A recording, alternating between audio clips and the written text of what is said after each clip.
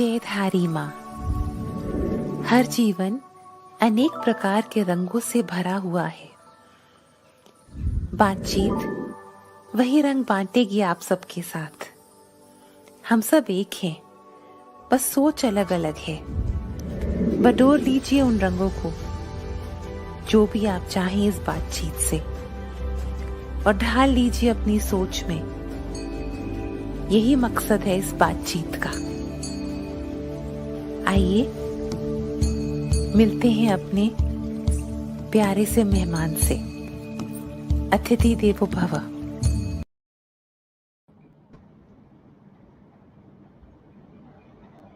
जयधारी माँ। Fantastic. हमारी audience का स्वागत है आप सबको। जयधारी माँ, आइए जुड़िए जुड़िए जुड़िए। आज के हमारे अतिथि हैं पुलेला गोपीचंद जी। गोपी सर को आप जानते हैं एज विश्व प्रसिद्ध बैडमिंटन प्लेयर, कोच। आज आप जानेंगे कि उनकी ये जो जर्नी है फ्रॉम प्लेयर टू कोच, उसमें कितना सरेंडर है, समर्पण है, stillness है. He has this divine ability to just be in the moment. And his journey is all about taking a leap of faith. And after taking that leap of faith,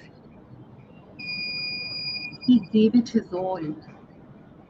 He gave it his all after taking that leap of faith. आइए उनके video देखते हैं and then we meet ji.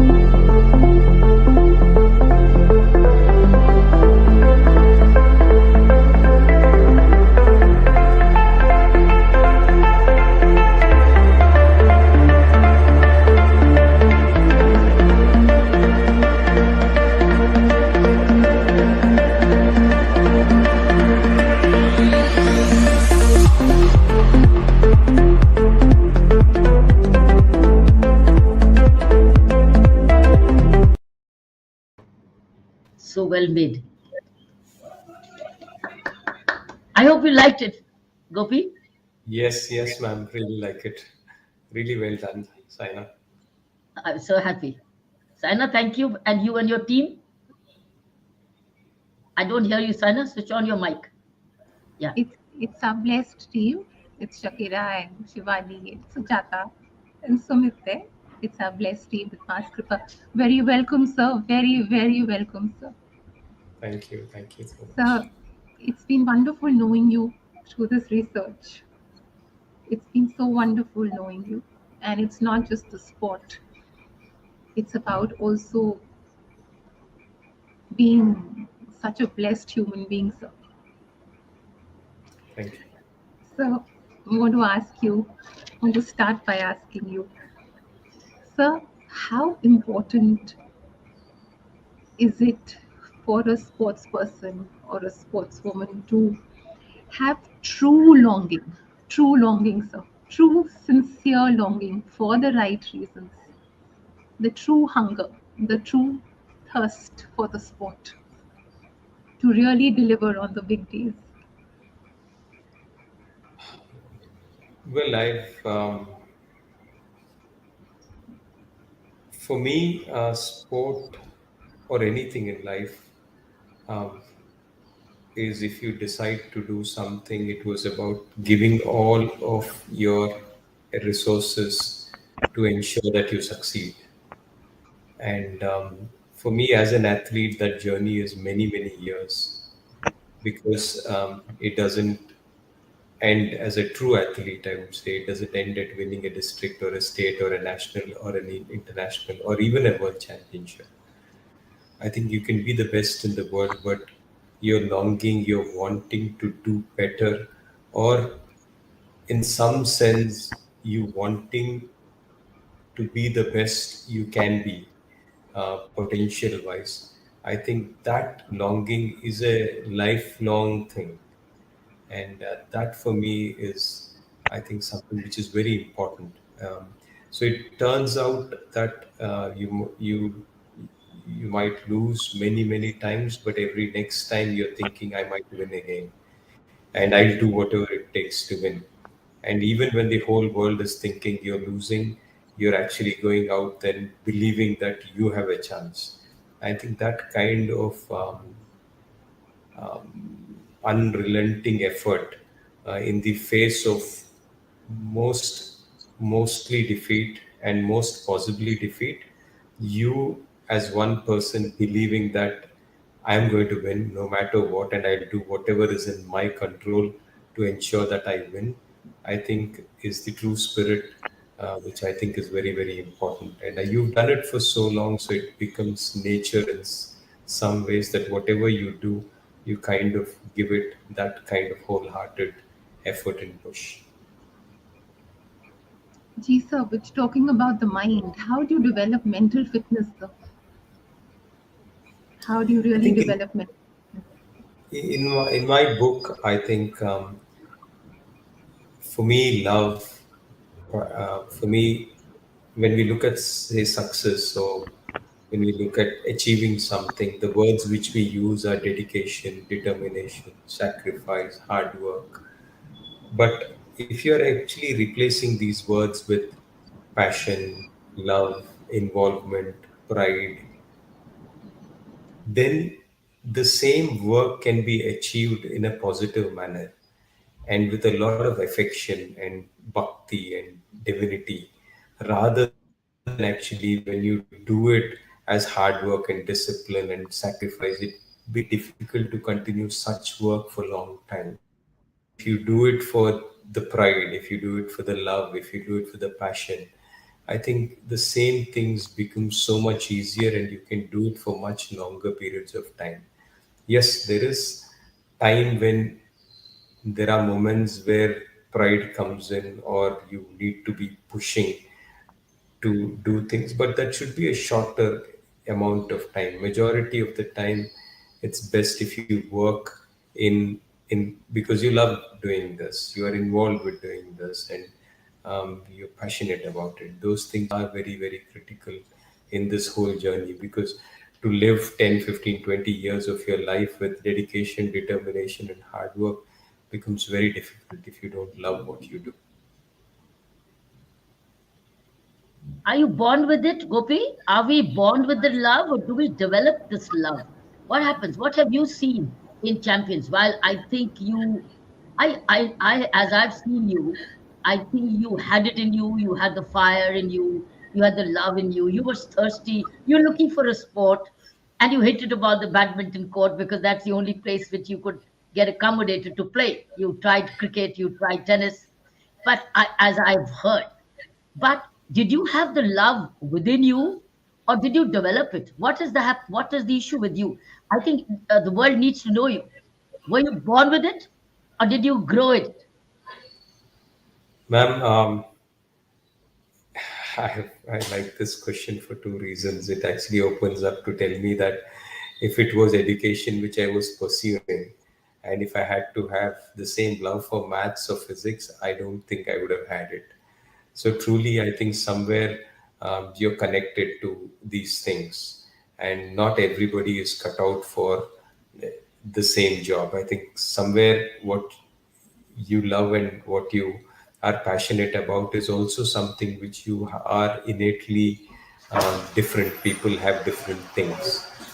The other thing for me is that hard work when they talk, or passion when they talk, or mental strength when we talk about it as though it's like a check day movie where the coaches come, gives you a pep talk, and there is mental strength happening.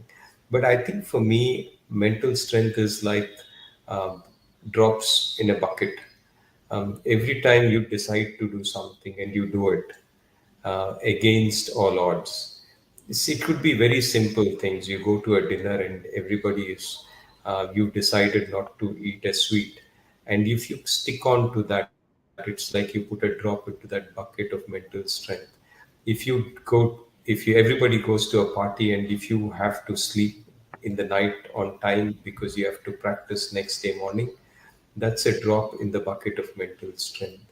Every time you find it difficult to do lift 10 kgs, and if you make an effort and finish doing the job which your coach tells you, even though you find it difficult to do, that's another drop into the bucket of mental strength. The amount of drops you collect is collectively what mental strength is. It's not something which comes out of the blue on one day and you decide that I'm mentally strong. No.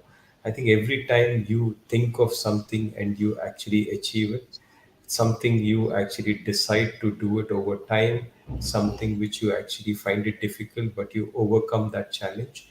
I think all those drops collectively make you who you are, and that is the strength mentally. So many a times the amount of strength you have physically actually translate into mental strength. People who are physically strong have become physically strong because they're eating right, they're training well, and they are resting well. And actually, that process itself makes you mentally strong, and that is very, very important.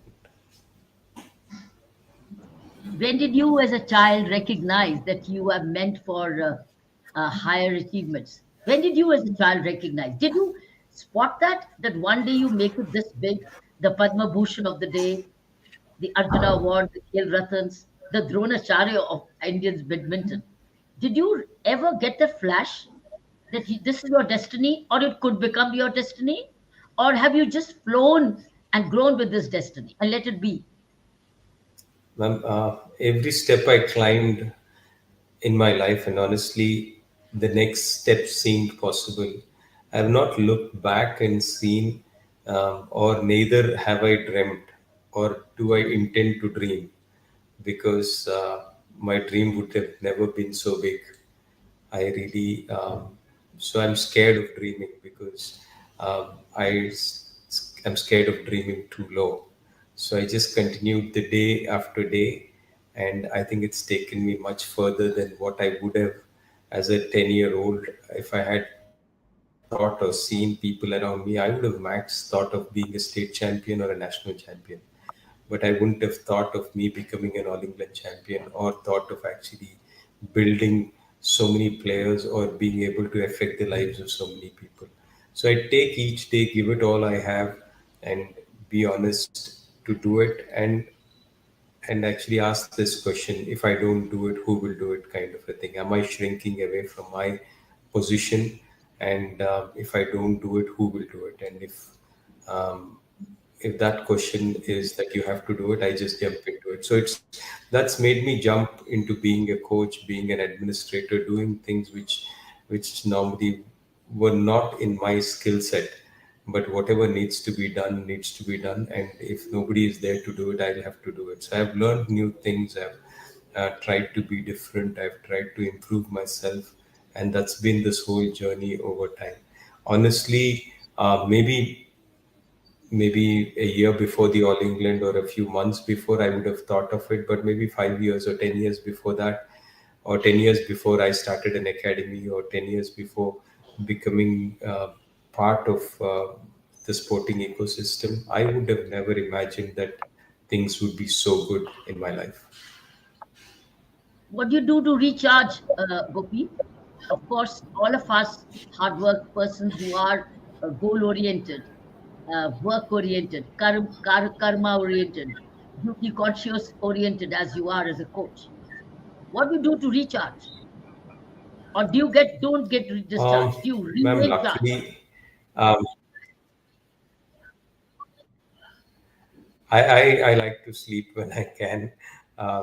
I'm pretty lazy. On an off day, I just love to sleep. I spend time with family, and and I know it's very strange, but in the last maybe year or so, I look at a tree and I just fall in love with the tree, and it's amazing. I just find it unreal that trees are so beautiful.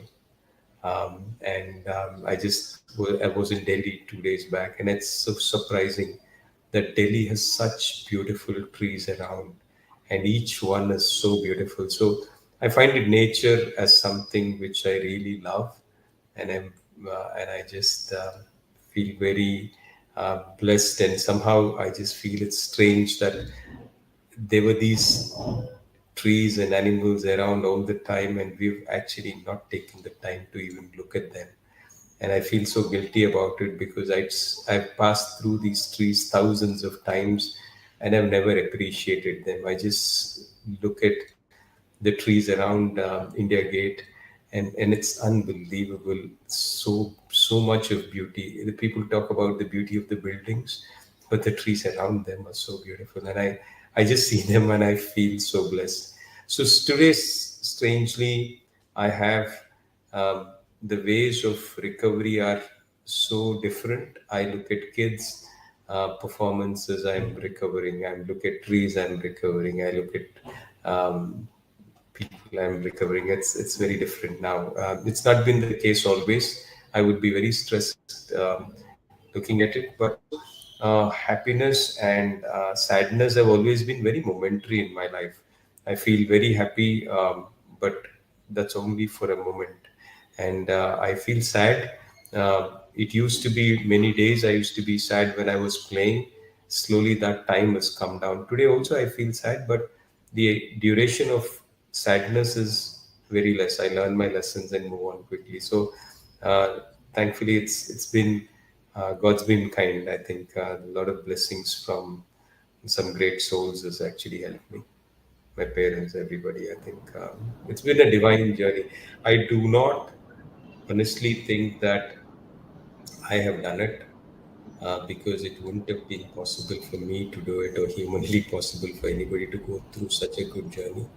And I'm scared about taking this journey again because I believe it's God's will that I'm here and nothing more. So you've gone through a very, very intense journey, and you took that leap of faith. You took that leap of faith. You actually said in one of your interviews it was like jumping off a cliff. You jumped off that cliff. So I truly believe when you coach, you pass on all your wisdom, all your love, all your blessings, all your learnings to all the children. They are blessed. They are blessed, sir. Your journey from a player to coach has been designed by them, and they've given you the strength and the tools for it. Sir, we're going to show you your heart.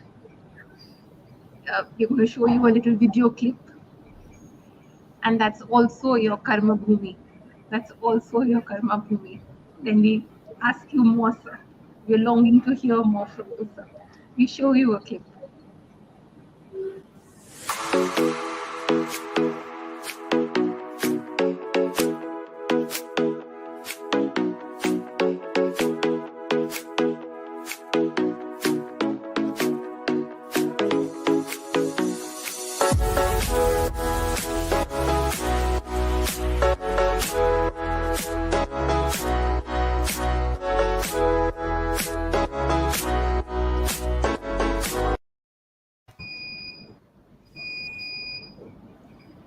Sir, your your academy, your academy,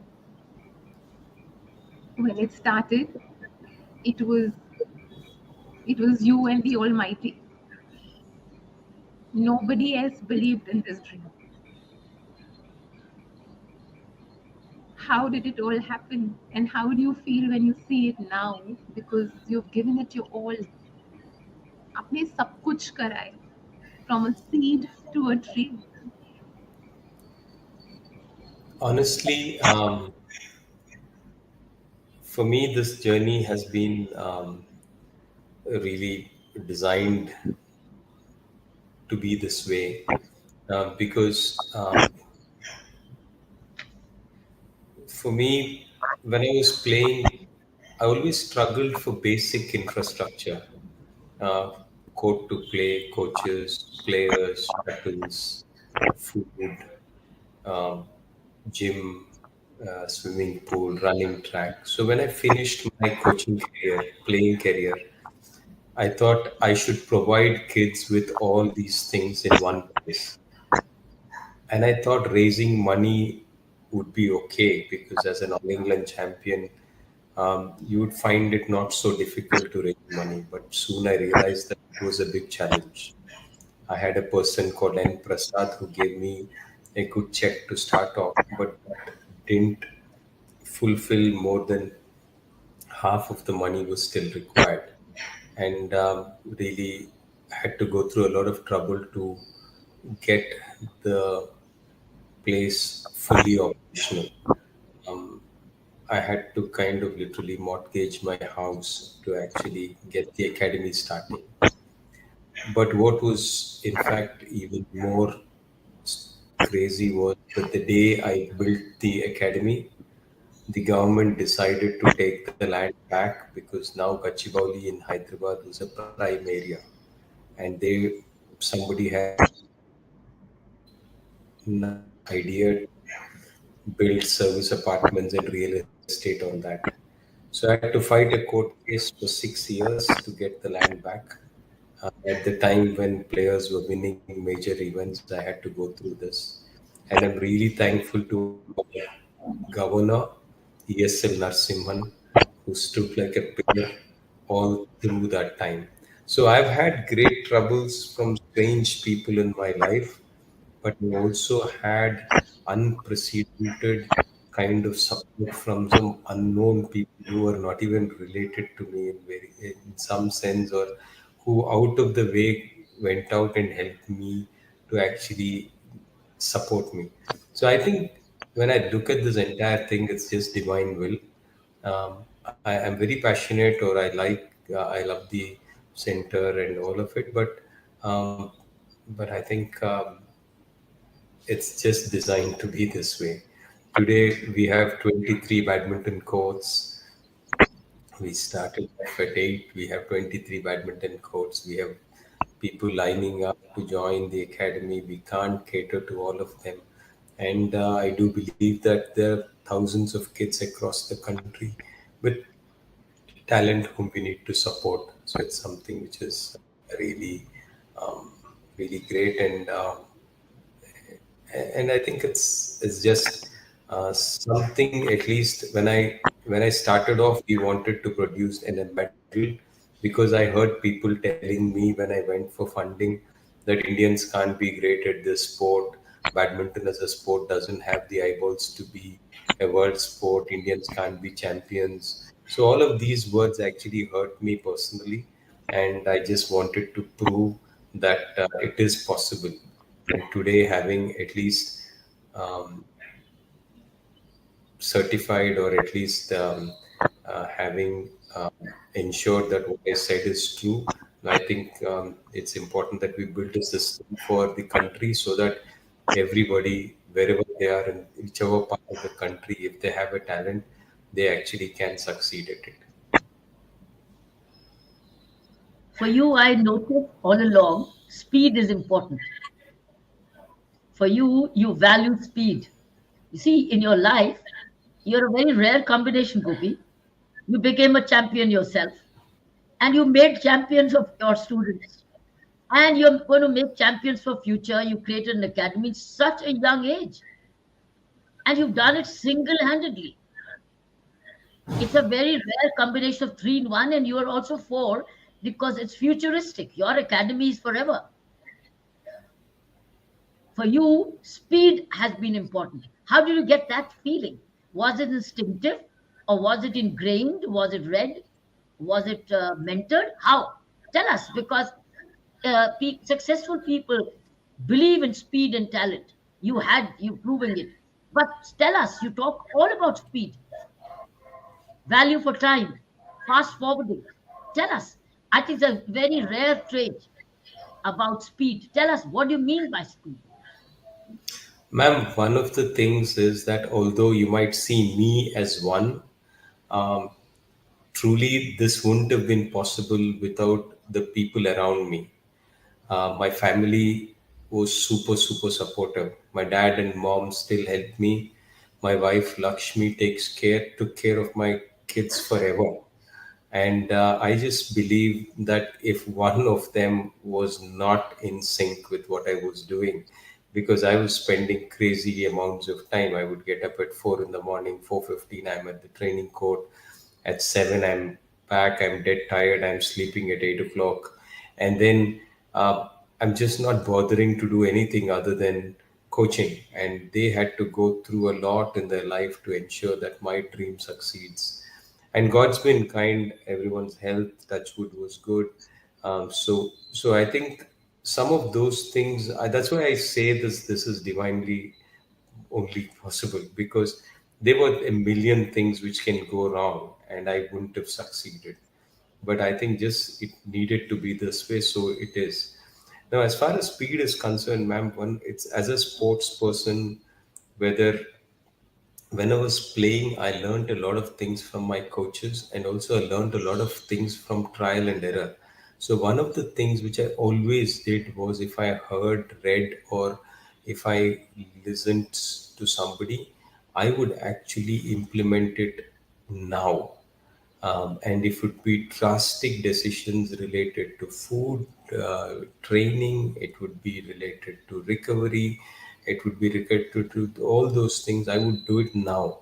So I've tried everything in my life, in terms of food, in terms of mindset, in terms of aggression or defensiveness on court, strategy on court. All of these things have been very, very helpful. So I am in a hurry as far as experimentation is concerned, and that has really helped for me. If somebody says that we should do it, and if I believe it, I'm doing it starting now. And those things actually have really been helpful. Many a times I have failed, but at least I know that this part of it has failed. So that's something, as far as, and I'm not in a hurry, although I might seem in a hurry, but I've been very, very patient. As a player, I've been patient. As a coach, I've been patient. As an administration, you have to be patient, because even today, I'm happy with progress. I don't want perfection. I don't. I'm not saying that I want perfect things on day one. I'm just saying let's start off now. And since don't wait for the best opportunity or the best moment to come. It might just never come. Just start walking and we'll figure on the way what to do. And that's what something which has always helped, because I believe we might never just have perfect settings and perfect things. And as we work in a group, we need to kind of take everybody along. And even if it is not the perfect answer, I think even if we are just going 10% in that direction, I'm happy to accept it and move on. You believe in the power of now. Yes, yes, absolutely. And there is blessed stillness. There's blessed stillness, and you're being in the moment. It's very evident through the videos. So, Ma bless your children. You spoke about your family. How does it feel? I can't miss this, but how does it feel to coach your children? How does it feel to coach them? How does it feel to see them? They are you. Um, Truly, my son and my daughter playing, I just really love the way they play. Um, and I have this feeling about many players, definitely. But more to my kids, I'm more of a fan than a coach. For many other kids, I am first a coach and then I appreciate them. But for my kids, I'm actually a fan of them, and I appreciate it because how often does it happen that one family will have two national champions or two Olympic medalists or two Asian champions? So I think to expect that thing is unreal. So I think whatever I'm getting out of their life in terms of badminton itself is a bonus, and I'm happy itself that they are, and they go through very. It's not no nice to be compared to an All England champion, and if you start expecting that everybody will be an All England champion, I think then it's very unfair on the kids. On the kids, what we pass on to them as judgments. So I'm very blessed and happy that they love the sport, they enjoy playing, and they enjoy fighting. But it's their journey; they still have to do it their way. Whatever my daughter has achieved and my son has achieved, I'm already very very proud of them. Whatever they play is always a bonus. It's never. I'm already enough for me. What do they love about you? What do they tell you, Daddy? We love this about you. What do they tell you? The daughter and the son, are they different? Or they both saying the same thing? Tell us about your children. What do you hear from them? Well, I think this question you'll have to ask them. I may not be the right one to answer that, but I tend to believe that I'm not putting any pressure on them. I make it conscious of that, and I'm happy with whatever they've played and whatever they decide to do because having played sport and having coached players, I know I might be remembered for the many medals I won, but each one of them has come with so many losses. Each one of the champion names which we have taken have come with hundreds of them who've not made it. So I have seen more failure than anybody else. And I know that the possibility of failure is much more. So I don't want kids to be looking at that way. But as a coach, I need to be, or as a parent, I need to be having the safety net to ensure that if they fall, then we are ready to actually get them back on their feet quickly. I think that is very important. So I have a good relationship with my parents, with my grandparents who are very old, but also my kids, and I'm very blessed and happy that it is that way. Do you all eat together? Do you all dine together? Is that a rule? Yes, we all are together, and I think it's something which is really wonderful. Ma bless the family, sir, and Ma bless your children. Ma bless the children, sir. May they always be in divine protection, sir. Sir, I want to ask you how does a sports person channel the hurt? How does a sports person channel the failures, the losses? How do you bounce back? Because that period is very important. How do you bounce back? I think to take sport as a career is crazy. The chances of you succeeding are very less. It's very unreal the expectations which people have out of sport. If everybody in IIT were to think that getting a Nobel Prize in physics or chemistry or electronics would make them successful, then I think everybody who goes to IIT will be a failure. Majority of them, they succeed because they think that passing out of IIT is a success. Whereas when you come to the sporting arena, you say that if you win an Olympic medal, then you're successful. So it's the unreal expectations are something which we need to take out of sport. Having said that, we cannot go into sport and think that we are going to fail. I think that's the disaster. That's never the case. So I think if everybody around thinks or knows that you're losing, you should not believe that you're losing. You should believe that you still have a chance to win.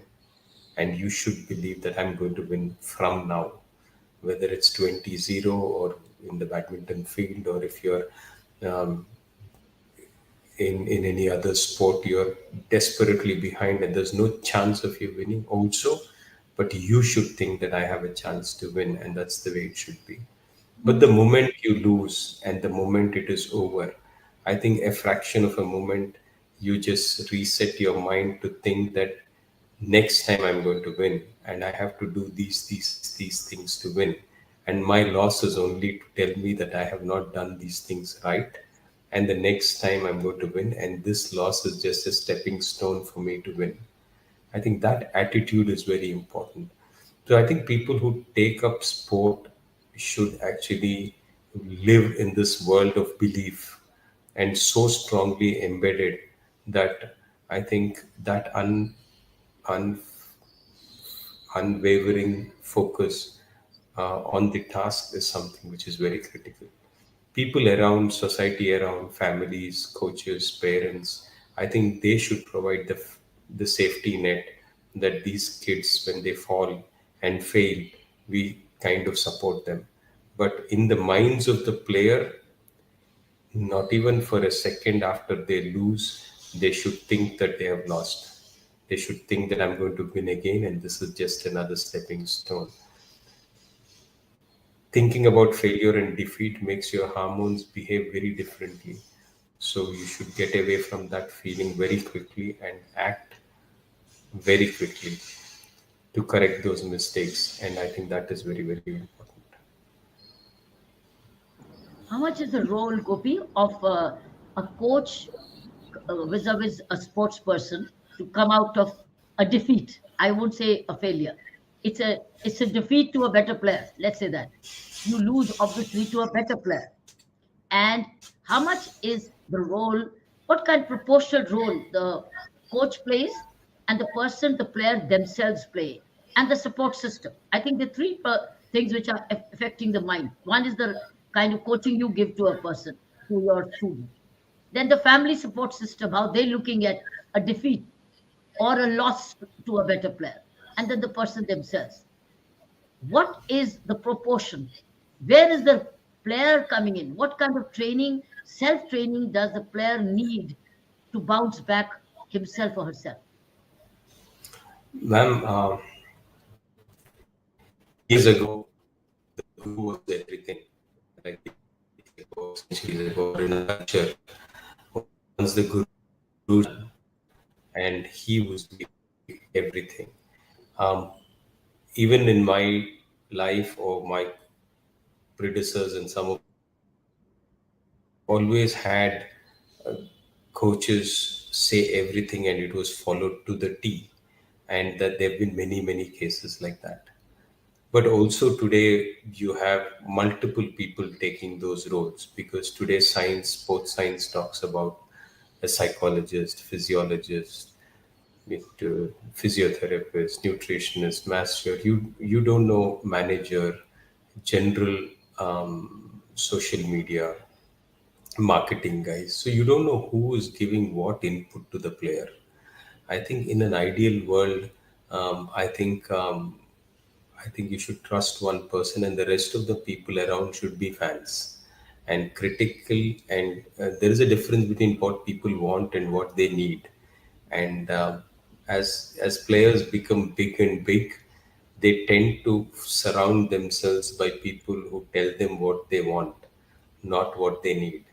And the reality is that you need the one person in your life to tell you if it is wrong, you're wrong very bluntly, and to make those correct decisions at the correct time. So different things, ma'am. I've seen things change in the last 5 to 10 years very drastically with the coming of all of these people. Because when I was coaching or when I was playing, you were the coach, you were the physio, you were the manager, you were the trainer, you were the masseur, you were the guardian, everything rolled into one as a coach. But today, you have a physiotherapist, you have a psychologist, you have a trainer. So I think multiple voices are coming from different people. So we are at a crossroads where who decides this is the big question mark. My belief is a coach led and an athlete centric system is what is needed. Um, but today we have multiple people who have actually taken those roles. So each one's journey could be a little different. But players should do, and people should differentiate between what the player wants and what the player needs. They're two different things. And when people become big, they will get away with what they want and not necessarily with what they need. How are you resolving certain conflicts? Must be quite a challenge for you as a coach who's had first of all coach centric environment, and now you have multi influencing and you have the same champions going all over the world. How are you resolving? It must be quite a big challenge for you as a coach. Yes, ma'am, it is. It is unfortunate because you're dealing with an ecosystem which is not really mature to handle such kind of a things. Names are important, publicity, and take you away from doing the right thing. But TK, in this present environment, this dharma, you'll have to work the way things are. You can't run away from what is there today.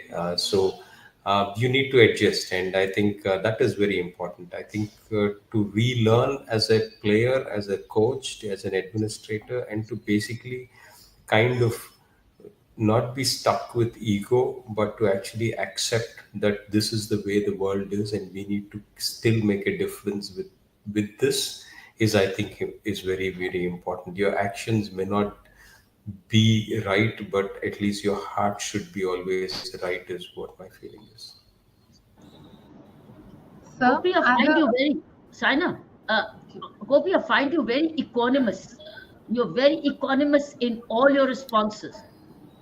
You're very economist, you're very balanced, you're very stable, you're very settled.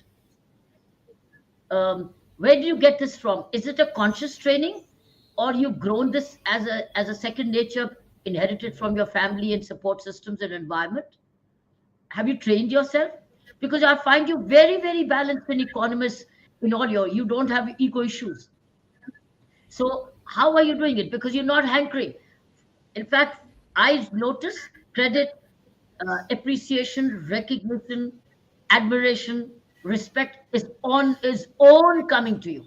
You've never sought it. I've never seen you seeking it. It's come by itself.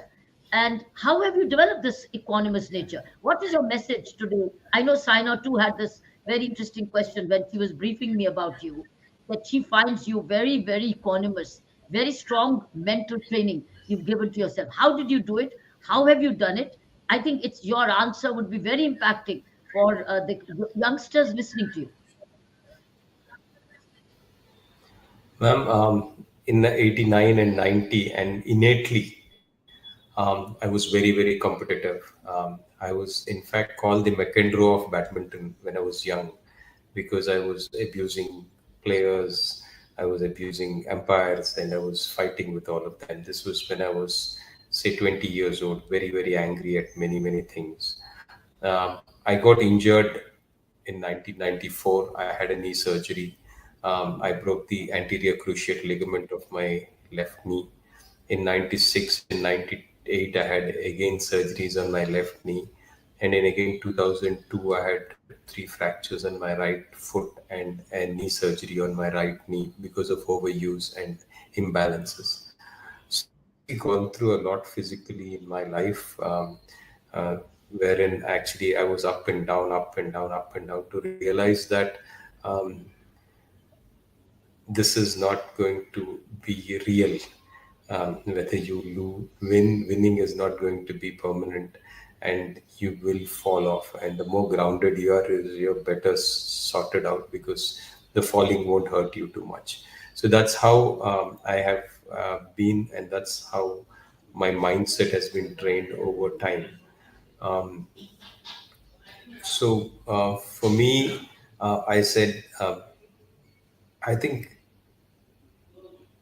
to be passionate is important, but if you're emotional about it, or if you're attached about it, then you become very emotional about it. I think it's very important in my life, and I keep telling myself, and I'm no way perfect. I'm much, much, much further away from it, but I still want to be ready to walk away from everything and not look back at it again. That's how I would want it to be, because that's when you will be able to take the risks which are required in these fights, and you'll be able to take these challenges without any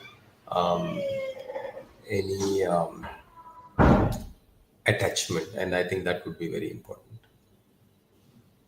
Wow, I loved it. You're ready to, you ever mentally even ready to walk away at any time you want. That's the ultimate. Achieve so much, inspired everybody to achieve so much, and yet you're willing to say, I'm willing to walk away. I can walk away when I want to walk away. Wow. So, something coming to my mind when regarding your journey of coaching. Before we have a little surprise lined up for you. Sir, are the youngsters today with their parents? Are they understanding the importance of daily routine, daily hard work, daily practice? Are they understanding Sena, it's what they okay? have, Sena, what they have is very different from what we used to have. And to expect them to have what we have is very difficult for them, because they've been wired differently. When we went to the Olympics in 2000, 90 to 95% of the team didn't even know what we were going there for. We were just happy to take pictures, and then we were actually there in that space. But when the team was gone here this time for Rio or for Tokyo, you realize that 90, 80, 90% of them actually wanted to win. So there is some things which might be negative, but there are a lot of positives in the youth mindset of today, because they're not happy with lesser achievements. They want more. We like settled with a job. You get, you're fine. You get this, you're fine. A little bit of money, you're fine. More and more. And I think they're able to multitask better than what we have been able to. But I think so. Comparing generations would be something which I try not to do from my side ever, because they are different, and they don't do some things as well, but they do many things which are much better. So I think as a player, the one thing which you love about is your life is very, very focused, because all of the questions are about how can I make myself better. And today, years later, um, as a coach, I ask the same question in the opposite direction. Whatever makes the kid better is what I do, and that is all the difference it is. So there's no my style. It is whatever is the style which is required to get the best out of the student is what I will do. So it's a very simple thing, because that shift becomes the major challenge for many, because they're stuck, because all their life you've benefited from being selfish, thinking about the self, my practice, my food, my recovery, my training. And after 20, 30 years of playing, they turn into a coach, and still that my remains. But actually, if you were to turn that image or the mirror to the other side, you're so good at what you're doing as a player, you will just replicate that as a coach. So all the children who are training under you are truly blessed. They're truly blessed. So we're calling in somebody who's known you very dearly to talk about you. It's a surprise, little surprise for you. Nothing surprises Gopi, right? Gopi? Yes. We have Mr. Kumar with us. Thank you, sir, for Oh, my joining dear us. friend. Yes. Pradeep was not just like a mentor to me. Pradeep was like a mentor to me. So I think it's truly blessed to have his support all through the last 20 more years. Thank you, Yeah. Pradeep. Hi, Gopi. Namaste, Namaste, Kiranji, and hello, Saina. हाँ जी Namaste, Kumar Gopi sir, ji. Very very welcome sir. आप बताएंगे गोपी sir के बारे में, आपका आपका bond उनके बारे में, कैसे आप मिले, कैसे Yeah. आपकी बॉन्ड बढ़ा। Yeah. So, 20 years back, it was in 2002. So, he won All England. He was a champion at that time. He came to Tokyo. At that time, I was a PhD student in the University of Tokyo, doing my earthquake engineering PhD. So he visited one of my friend's house. So we all gathered, Telugu speaking people gathered, and then we had a good bonding from that day. So after I came to Hyderabad, I visited his house, and from there slowly our journey started. So I have seen him like all the transitions I have seen in his life. So first as a player, so I remember like he used to draw inspiration from his opponents actually. So he just want always try to be better than what the other person is doing. So that's how he became a champion. And then after that, after reaching the peak, he slowly transitioned from a great player to a coach. So I've seen all the struggle he has went through, and you have shown the stadium. So I have seen when it was a flat ground. So from that time onwards, I saw him lot of hardships he has went through, and he like reached a place where he's a successful coach, and like he has what do you call built a proper platform where good players can be groomed. So he has created a factory of excellent players. Factory. So there are so Every many time. names. There are at least 10 names who are like great recognition at the world level. And after that, there is one more transition in his life. So that is he becoming coach, and he reached the peak in the as a coach. From there, now he is concerned about how to make more coaches. So coaches are not born. That's what he says. So coaches are to be groomed. So that journey we have had long charts, hour together the charts where I just listen what he says, and some unique points about him. That is, see, it is easy for all of us to recognize the people or players who reach the podium, but he has seen all this in his journey. There are so many people, maybe more than 95% of the people, who are not making to that point. Now he's concerned about how these people are going out of this sporting ecosystem. So they are feeling that they are rejects. So he is thinking how to convert that into a great capital which will be useful for the nation. So that is what is going on in his mind. He rarely speaks about that, but in action he is doing so many things for that. That is one thing which is unique. And the second unique thing about him is he will give recognition to all the people who are responsible for making one champion stand at the podium. So everyone down the line. So maybe like a gatekeeper, housekeeping person, cook, everyone are recognized when one champion comes out of his entire ecosystem. Then the third thing, which is another unique thing, is not only badminton. He is working for all the sports like how mainly athletics program. So he is supporting so many athletes through a lot of, he's developing a lot of resources. So that is another thing. So what I feel is he's a successful person and a true karma yogi. So like in the philosophy, what I believe, I like I have no hesitation saying that he has no bhutkal ke pida, no bhavishya ke chinta, no vartman se virod. So that's why he is all like composed. Whatever hardships are coming, he's like slowly sailing through that.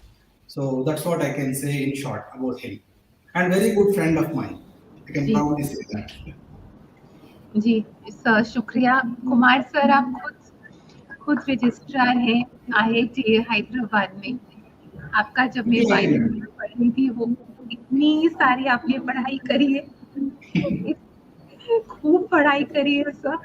It was an intense biodata. I pray that Ma bless your friendship. Such blessed friendship is very rare. Gopi sir, बहुत उतार चढ़ाव देखे आपने, बहुत। ये भी उनकी कृपा है कि आप इतनी सरलता से उनके बारे में बात कर पा रहे हैं। उतार चढ़ाव तो बहुत देखे आपने। वो सारे उतार चढ़ाव से जो हमने सीखा है, आपने जाना है, वो आप बांट देते हैं, और वो आपने बांटा है through your book the shuttlers flick. And जिन्होंने आपके साथ उसको को ऑथर करा है, वो छोटा सा एक सरप्राइज हम उनको बुला रहे हैं। पर पहले एक वीडियो देखते हैं सर, फिर प्रिया को बुलाते हैं। Hi, my name is Priya Kumar, and it has been my privilege and good fortune to capture the journey and philosophy of Pullela Gopichand. The book is literally my Bible on how to create a champion's mindset and how not just to overcome odds and challenges, not only how to survive them, but how to turn them around so that they become turning points in your life. The book is literally a step-by-step guide on how to be a winner in life. And one of the finest inspiration points for me is that Pullela Gopichand became the world badminton champion. He won the All England Badminton Championship 20 years after Prakash Padukone, and literally it was on his own grit and his own method of training. And that is what brought attention to badminton to make it one of the top sports in India. Let me also tell you, the journey of a champion is a very secretive journey. They will not tell you their game. They literally would wish for you to lose. And after Pullela Gopichand became a world champion, he upped his game and became a coach. Now, the journey and the role of a coach is tell all, is to share, is to make sure not that you just win, but you're also better than him. And that is true leadership. From championship to leadership, I tell you, the book is my Bible. While Gopi Sir's journey is not just the journey of a world champion, but it is also the journey of a world-class leader. And while the book is about badminton, the philosophy and principles of success are interchangeable, which means I can look at his life, I can look at the way he made it to the pinnacles of success and decode it and use those into my life. And it doesn't matter which field you're in. I think success principles, value-based leadership, principle-based leadership is the same. And in that, I'm the greatest beneficiary of writing this book. More power to you, Gopi sir. How wonderful. It's a curtain raiser, is it, Gopi? Is it already in the market? Yes. In the market, ma'am. Ji, it is. Ji. Gopi sir, you can hear us? Yes, it's already in the market, ma'am. Yes. It's also on Kindle? It's also in Kindle? Sir, the picture, the connectivity, you can hear us, sir? I can hear you. Okay.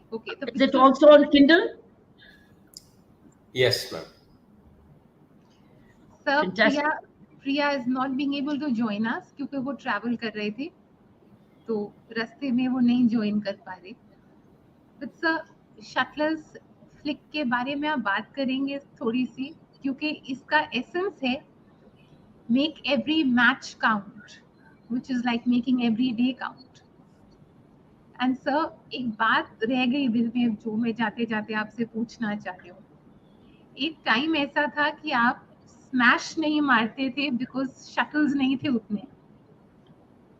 आप smash नहीं मारते थे practice में क्योंकि उतने shuttles नहीं थे. From that day to writing the shuttles flick, how do you feel, sir? Um, Honestly, I think it's been a divine journey. Um, but I just feel it's two different people. I just, unless people ask me about this, I'm not really responding. But truly, it's more when I see the transformation of the game when I started playing, when we believe that Indians cannot be world beaters to today. I think I'm really proud of that transformation more than anything. And think today, if there's a young kid who's playing at the academy and he plays a Korean or a Chinese or an Indonesian guy, he's going out there thinking that these guys I can manage.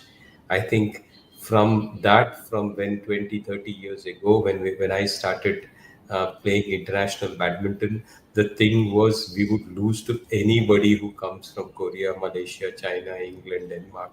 I think that's a huge transformation which I have seen, and I'm really proud of Indian badminton going that route. And it is very, very important for me. That is for me is very important. But this is very futuristic on your part, Gopi, to be now creating coaches, as your friend Pradeep reveals. Now creating coaches. I think you are making it long lasting, because if you create a whole assembly line of coaches, you're creating more gopis, you're creating more gopichands. That means Indian badminton stays at the top. And what I loved about it from you, thank you, how you brought women's strength to the forefront, beginning with Saina. I think you have brought in the women power, which you all yourself said, everybody said, ladki kya karegi, iske baad taakat nahi hai. And you proved it. And I don't know how you shaped a Saina, because Saina, being a Haryanvi, had it all in her. She had all the bronze and all the will, and the way her father used to commute to bring her over to you. And you must be so proud of Saina. I think Saina has been phenomenal, ma'am, because although on the men's side we've had champions, it always was a question mark whether Indian women would do it. And typically the mindset at that time, because in the men's side you still have, say, Nandu Natekar, Suresh Goyal, Prakash Padukun, Syed Modi. You at least had champions from India on the men's side. Women, we actually had none. And the one excuse which everybody would give was Indian women aren't strong enough.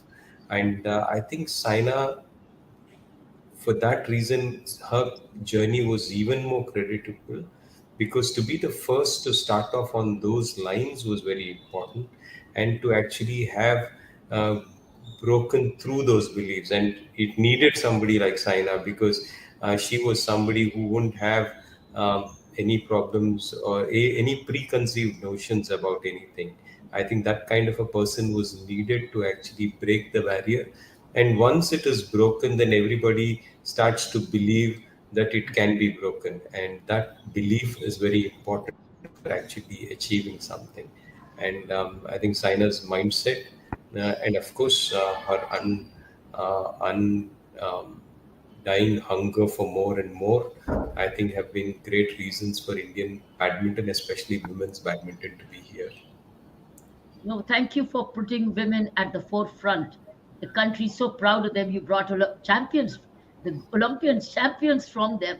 That credit goes to you, because now when there's a talk about women power, the the badminton champions top the list, along with all others. Thanks to you, forever, forever. You're a legend, and you created history forever, for yourself, for your family, for the game, and for this country. The country cannot thank you enough, Gopi. Thank you, ma'am. सब समय पूरा हुआ है, हमको programme को यहीं पे समाप्त करना पड़ेगा. वी आर सो ग्रेटफुल कि आप आज हमारे साथ जुड़े and you shared your thoughts and your heart with us. Pradeep sir, thank you so much, आपने समय निकाला एंड हमें गोपी सर के बारे में बताया, बात करी हमसे. हम बहुत शुक्रगुजार हैं sir. A lot of regards to your parents and to the family, sir, and a lot of love and blessings to your children. May they blossom and flourish. Thank Thank you. you. Thank Your you. Thank you. students and your children will carry the flag ahead. Gopi, Thank you, man. our Thank you. blessings are with you. Thank you. Thank you, man. Thank you. जी जी, आप सबको बहुत बहुत शुक्रिया. हम programme को यहीं पे conclude करते हैं. जिंदगी में एक शब्द बहुत ज़रूरी होता है, एक इमोशन बहुत ज़रूरी होता है, वो है commitment. I think Gopi sir की जिंदगी is about commitment. He is committed. उनका था मैं जीत के आऊंगा और दूसरों को जिताऊंगा और देश को जिताता रहूंगा. That was his slogan. मैं जीत के आऊंगा, अब आपको जिताऊंगा और देश को जिताता रहूंगा. उस प्लेटफॉर्म पे देश को डालूंगा जहां देश जीतता रहेगा. जी that's his slogan. That's Gopi. Sir, माँ की कृपा बनी रहे आप पे, और आप ऐसे how you are giving your all to everybody. बच्चों को आप पूरी ब्लेसिंग दे रहे हैं, ऐसे ही देते रहे sir. Sir thank you sir. फिर मिलेंगे. आप May सबको God's फिर blessings मिलेंगे. remain with you. You and your family and your champions. आप Thank सबको मिलेंगे अगले महीने. जय धारी. शुक्रिया.